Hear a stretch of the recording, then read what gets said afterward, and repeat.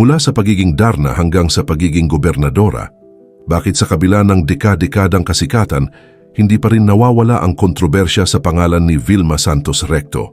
Si Vilma Santos Recto, na mas kilala bilang Ate V at Star for All Seasons, ay hindi lang isang artista. Isa siyang pangalan na tumatak sa showbiz, pelikulang Pilipino, pamilya at politika.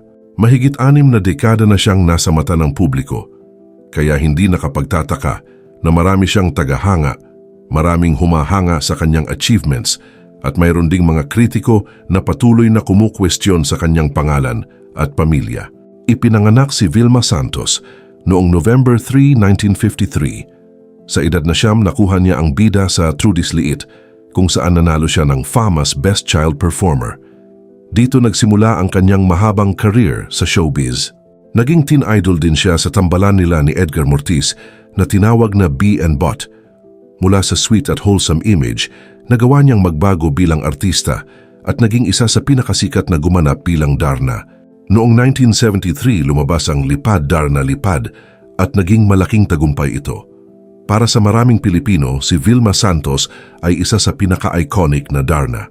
Dahil sa kanyang karisma at lakas sa screen, naging bahagi siya ng childhood memories ng maraming manonood. Hindi lang siya basta naka-costume, naging simbolo siya ng tapang at lakas ng kababaihan. Kasabay ng pagtaas ng kanyang kasikatan ay ang Nora-Vilma rivalry. Sina Nora at Vilma Santos ang dalawang pinakamalalaking babaeng bituin noong dekada 70 at 80. Nahati ang fans sa Noranians at Vilmanians. Nagkaroon ng tapatan sa box office, awards magazines at fan clubs. Minsan ang sobrang loyal na fans ay nagkakaroon pa ng mainit na argumento dahil sa pagtatanggol sa kani-kanilang idolo. Pero sa totoo lang, ang rivalry nila ay naging mahalagang bahagi rin ng kasaysayan ng Philippine cinema. Pero bago po ang lahat, baka pwedeng palike muna ang video na ito. Isang simpleng click lang, pero malaking tulong yan sa aming mga content creators para makagawa pa ng mga kwentong gaya nito. Maraming salamat po. Dahil sa kompetisyon, mas pinili nilang gumawa ng mas magagandang pelikula at mas matitinding roles. Si Nora ay naging simbolo ng natural at intense na drama, habang si Vilma ay naging kilala sa versatility at lakas sa takilya. Sa paglipas ng panahon, mas kinilala ng publiko na pareho silang mahalaga sa industriya.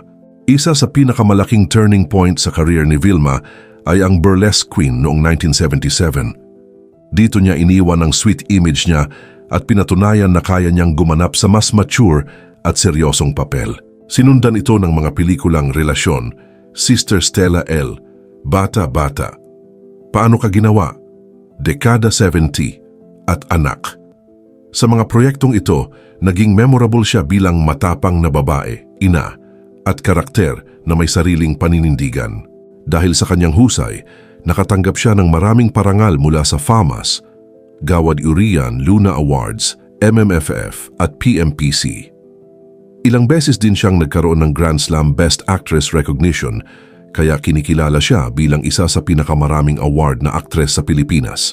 Pero hindi puro awards at success ang naging buhay ni Vilma. Dumaan din siya sa personal at pinansyal na pagsubok. Noong mga huling bahagi ng dekada 70 at unang bahagi ng dekada 80, nagkaroon siya ng malaking financial problems. Sa mga panayam, ibinahagi niyang nagkaroon siya ng utang at mabibigat na responsibilidad. Kailangan niyang magsikap, tumanggap ng maraming trabaho, at ayusin ang kanyang finances para makabangon. Naging usap-usapan din ang kanyang personal na buhay. Naging bahagi ng kanyang love life, sina Edgar Mortiz, Romeo Vasquez at Edu Manzano. Naging malapit si Vilma kay Romeo Vasquez, isa sa mga leading men noong dekada 70. Naging usap-usapan ang kanilang pagiging malapit dahil nagkasama sila sa ilang pelikula at madalas silang laman ng showbiz columns. Mas naging kontrobersyal ito dahil si Romeo ay dating asawa ng aktres na si Amalia Fuentes. Ang relasyon niya kay Edu Manzano ang pinakakilala dahil nagpakasal sila noong 1980 at nagkaroon sila ng anak na si Luis Manzano. Ngunit naghiwalay rin sila makalipas ang ilang taon. Maraming haka-haka noon tungkol sa dahilan ng kanilang paghihiwalay, pero ang malinaw ay pareho silang bata pa at may kanya-kanyang career at responsibilidad. Sa kabila nito, naging maayos ang kanilang relasyon bilang magulang ni Luis. Matapos ang kanyang hiwalayan kay Edu, nakilala ni Vilma si Ralph Recto noong dekada 80. May 10 taong age gap ang dalawa. Ipinanganak si Vilma noong November 3, 1953, habang ipinanganak si Ralph noong January 11, 1964. Naging usap-usapan ang kanilang relasyon dahil mas bata si Ralph at magkaiba ang mundong kanilang ginagalawan. Si Vilma ay isa ng malaking artista habang si Ralph ay mula sa isang pamilyang kilala sa politika.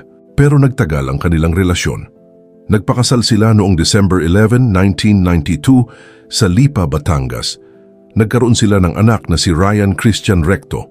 Sa paglipas ng panahon, napatunayan nilang matatag ang kanilang pagsasama. Si Ralph Recto ay kasalukuyang Executive Secretary ng Pilipinas, habang si Vilma ay gobernadora ng Batangas. Dito rin pumapasok ang isa sa mga madalas na batikos sa kanilang pamilya, ang usapin ng political dynasty. Dahil si Vilma ay gobernador, si Ralph ay nasa mataas na posisyon sa pambansang pamahalaan at si Ryan Christian Recto ay kinatawan ng Batangas 6th District. May mga kritiko na nagtatanong kung masyado bang malakas ang impluensya ng kanilang pamilya sa Batangas. May mga sumusuporta sa pamilya Recto dahil sa kanilang track record, pero may mga kritiko ring tumutuligsa sa usapin ng political dynasty at sa matagal na impluensya ng kanilang pamilya sa Batangas. Pumasok si Vilma sa politika noong 1998 bilang alkalde ng Lipa City.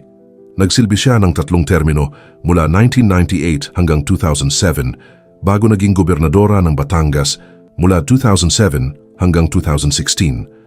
Pagkatapos nito, naging kongresista siya ng Batangas 6th District mula 2016 hanggang 2022. Sa kanyang mga posisyon, nakilala siya sa mga programang nakatuon sa kalusugan, edukasyon, agrikultura, infrastruktura, turismo at seguridad. Isa sa mga naging kontrobersyal niyang paninindigan ay ang pagboto niya laban sa pagbabalik ng death penalty noong 2017. May mga grupong sumuporta sa kanyang boto dahil tutol sila sa parusang kamatayan. Pero may mga kritiko rin, lalo na ang mga pabor sa mas mahigpit na parusa laban sa krimen, na hindi sumang-ayon sa kanyang posisyon.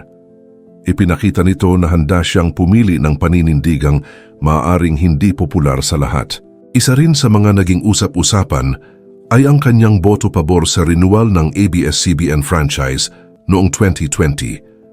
Hindi lahat ay sumang-ayon sa kanyang posisyon, pero ipinakita nito na may sarili siyang paninindigan sa mga pambansang issue. Noong 2025, bumalik si Vilma Santos Recto bilang gobernadora ng Batangas. Muli siyang naging sentro ng usapan dahil sa kanyang pamilya, impluensya sa politika at mga kontrobersyang kumakalat online. Sa kabila nito, nananatili siyang mahalagang pangalan sa showbiz at politika. Mula sa pagiging Darna hanggang sa pagiging gobernadora, si Vilma Santos Recto ay isa pa rin sa pinakamalalaking icon sa Pilipinas.